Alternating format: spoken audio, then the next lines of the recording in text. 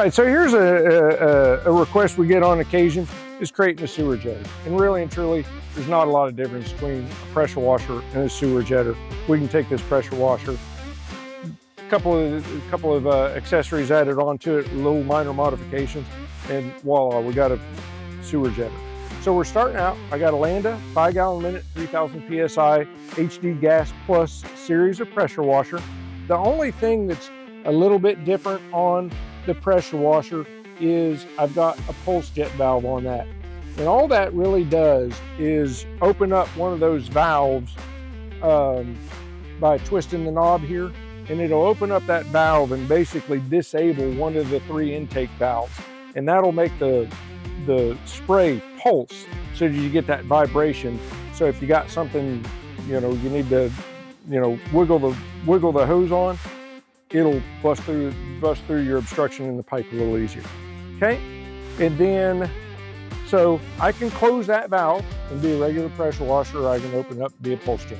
Part of it that we've got put together here makes it a lot easier is the foot valve, so that I can be feeding the hose into the pipe with my hands. My hands are free, and I can turn it on and off just by pressing the foot valve. Okay. Then I've got a cart with a hose reel. Got 200 foot of the 4000 PSI jetter hose. It's 1/4 inch. It's more of a poly braid type hose, real flexible, easy to get around. We'll make turns in the sewer line.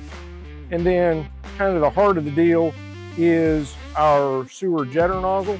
This one is going to have 3 jets that blow backwards to pull the hose through the pipe, and then I've got one that's spraying straight ahead to break up any obstruction. So it will feed itself through the pipe. All right, I'm going to hook it up just to a test wand and the gauge and let you see the difference in what it does to the pressure and the pulsations when I turn on the pulse jet. All right, so that's it. Easy peasy pressure washer into a sewer jetter. If you need one, give me a call.